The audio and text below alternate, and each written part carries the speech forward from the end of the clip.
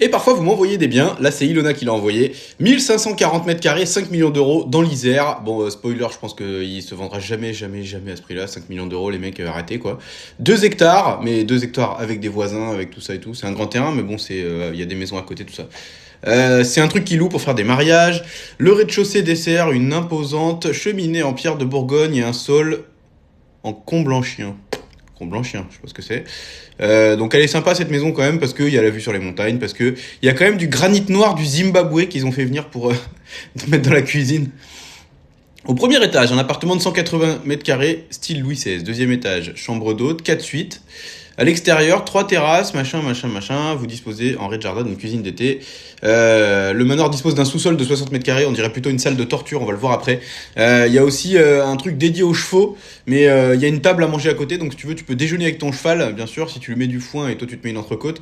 Ou bien chez Findus, hein, bien sûr, du hachis parmenté à la viande de cheval. Du coup, la maison, elle est plutôt sympathique, hein, bien sûr. Mais alors, vas-y, le truc en pierre comme ça, l'hiver, laisse béton le chauffage. Je pense que tu fais faillite hein, si t'as un truc, un hôtel là-dedans, là. Les chambres, tu les moins cher que le chauffage. Les vues sont quand même très sympas. Un peu surélevées comme ça, avec une vue sur une vallée, avec des montagnes à côté. Bon, bah, de toute façon, c'est le 38, hein, il y a les Alpes pas loin. Peut-être du ski aussi à moins d'1 heure en voiture. Du coup, il y a un micro-étang là, si vous voulez peut-être mettre des nénuphars avec des grenouilles. Voilà, le domaine est sympathique, c'est bien, mais je sais pas s'ils se rendent compte que 5 millions d'euros, personne ne va jamais payer ça pour un truc, même pas en Ile-de-France, quoi.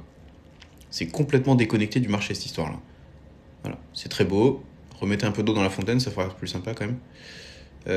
Bon, je sais pas grand-chose à dire sur ce truc, hein. Regardez les chambres, bon, c'est un peu vieillot quand même, mais je pense pas qu'il y ait un mec qui va se racheter ça pour faire une maison de campagne stylée, neuve, tu vois.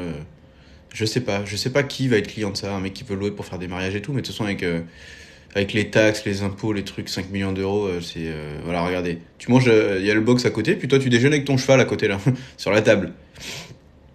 Et voici la fameuse salle de torture où on n'entendrait jamais quelqu'un qui crie d'ailleurs, hein.